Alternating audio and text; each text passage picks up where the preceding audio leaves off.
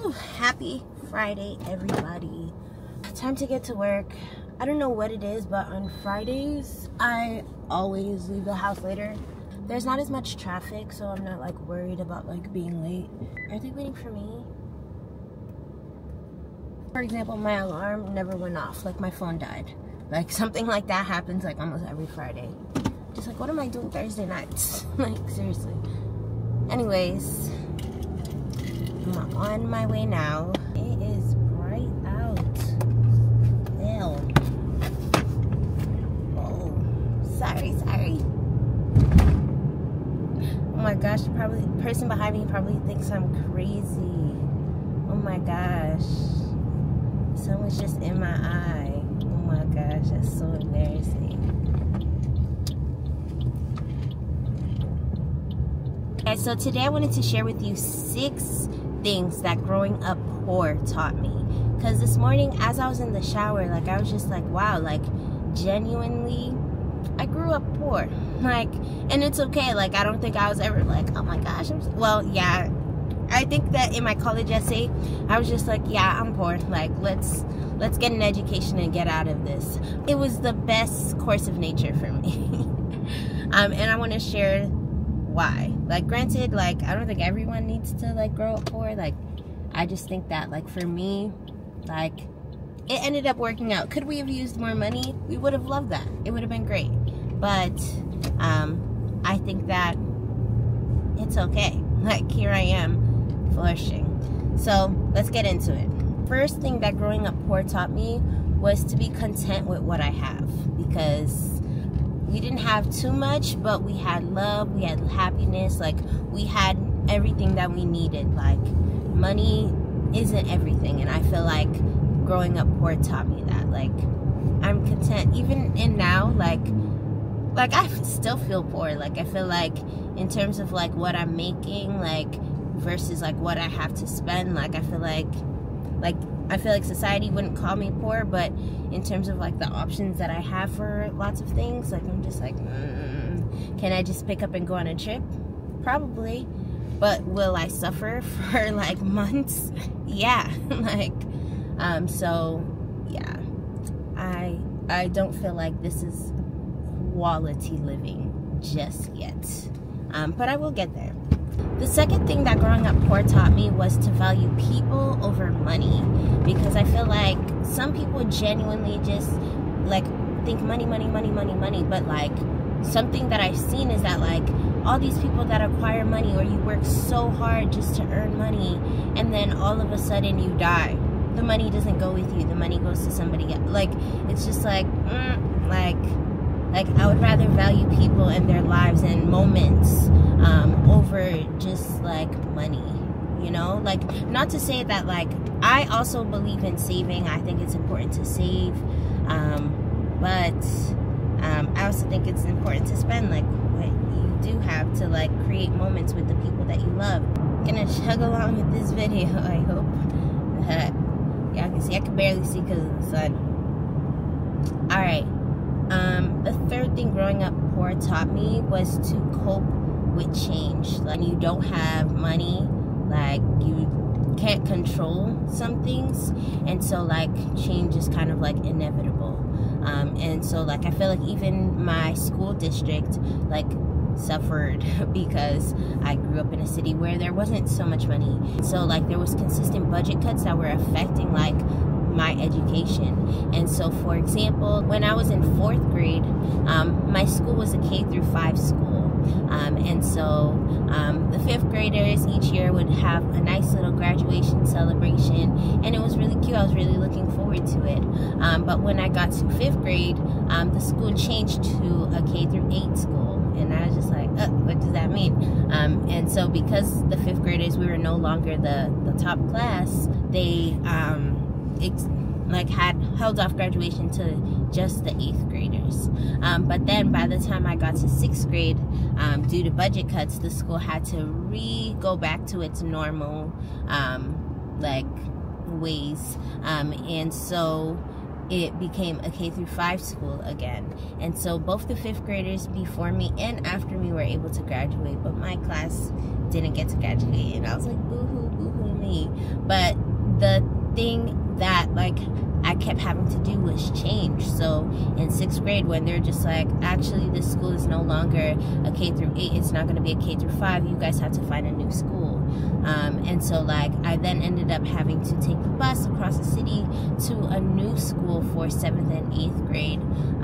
And I really liked the new school. It was good. Like you can see, they clearly had more funding for that school, and it made sense for them to keep the doors of that school open. But even amongst those years, like budget cuts happened. I lost some really great teachers that I had, and it was consistently like, there's not enough money,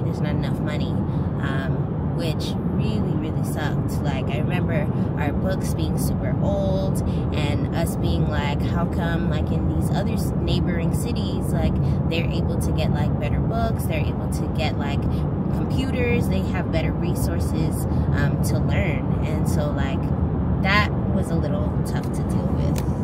Y'all see me? But yeah, whew, it is hot. Let me turn off the heat. So yeah, that was just a way that like I really had to like cope with change like consistently. And then not even that, so then I go like graduate from the new school, 8th grade, and then 9th grade, like it's just like, okay, you're gonna go to the high school now. The high school has an issue, like the school is sinking into the ground, so they have to remove an entire class, my class. So the 9th graders ended up going to a 9th grade academy, which ended up being at my old school in the side that they closed down, the middle school side.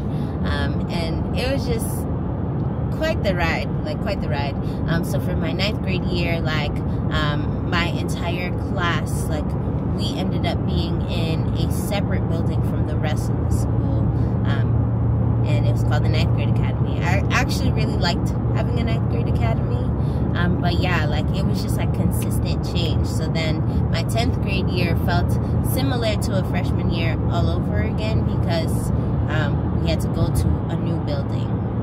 So yeah, interesting times, interesting. Alright, I think I figured out the camera situation. Fingers crossed. Alright, so the 4th thing that being poor really taught me was to be grateful.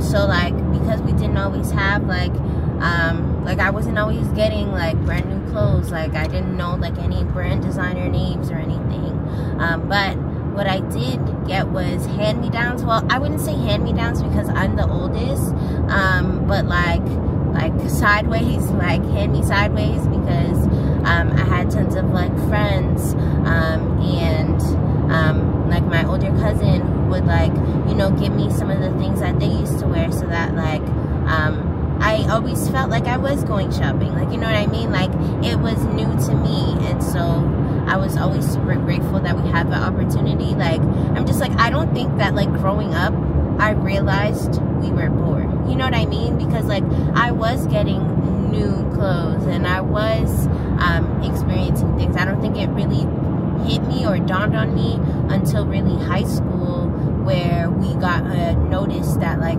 we had not paid for the house, and so like we were like, dang, like what are we gonna do? I remember my mom pulling me aside and being like, we might need to pack a bag in case we need to like head to the shelter, because like we don't have it right now. And I was just like, what? Like, you know, like, because I was so used to like us in our home being a shelter to others, like, because despite us not having everything, we're always willing to help others, and like our house was a place where we'd homed other people like who needed help. So like I never really saw us as the ones needing the help, you know.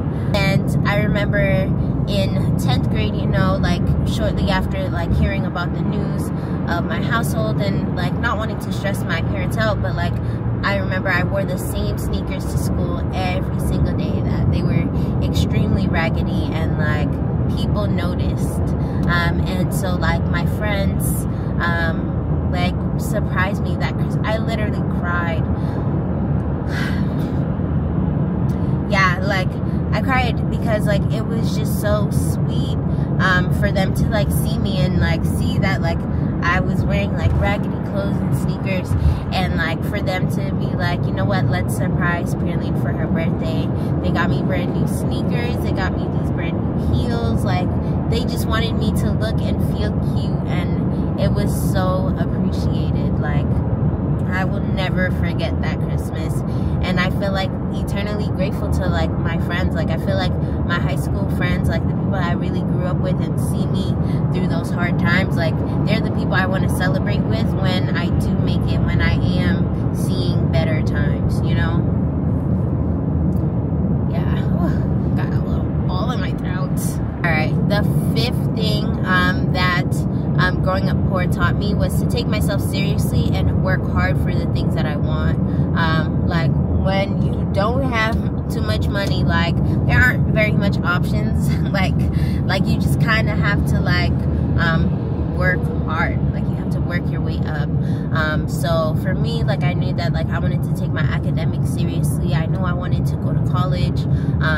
And like my parents really instilled in me that getting an education was a way that you can prosper in this country. Like learn something and learn it well. And so that was really my goal. Like in school, like I was just like, let me work hard so that like I can one day give back to my parents for all the ways that they helped me. Yeah, for all the ways that they helped me by working hard themselves. Because now I'm looking at them like my parents are nearing their 70s, and I'm just like, I don't want you to still be working hard. And I think I'm just like, all right, this is my turn now to work as hard as I can get to open up as many avenues of income as I can get so that I can support them and like, you know, let them relax. Like what kind of life is this to like work so hard even into your 70s and to still not feel like you have it all? Like I'm just like, that isn't for me. I'm trying to work hard, but I'm also trying to work smart. Like I'm trying to find new different avenues for income and like figure out what I'm good at so that I can really harp on those skills to like use that to help me leverage and get out of the socioeconomic status that I'm in, or that I was in and like currently am, and I want to like move a little higher. Because like I'm called to live a life abundant on this earth. Like I am the daughter of a king. Like stop playing me. Like you're not gonna let me live like a peasant here on earth, please. Lastly, the last thing that growing up poor taught me, number 6, is to set high goals. Like I feel like when you're at the bottom, there's not much more space that you can go down, so like you better reach up as high as you can get. Like, you know, like when I was applying to colleges, like my guidance counselors always told me like don't just shoot for the stars, like aim for the moon, and if you don't make it, you land on the stars. So like I feel like I've always learned that you set high goals, whether you can reach them or not. Like, you know, try and set like, you know, attainable goals. Like you don't want to set them like too high. Like I think of it like when you're shooting a basketball, like if you like airball it, like it's just like like you could have shot a little higher. You don't want to shoot too high that you go over the backboard, but like your chances of making the basket in are remarkably higher if you shoot higher than the net and it hits the backboard. It could go into the net. So you know what I mean? So like I'm just like, all right, like I want to aim high. Like I'm going to set high goals for myself, and then I'm going to work hard to accomplish them. Like, you know, like set high goals, like set goals in general. Like don't just like sit in what you're at and accept that that is what life is. Like set goals, work towards them.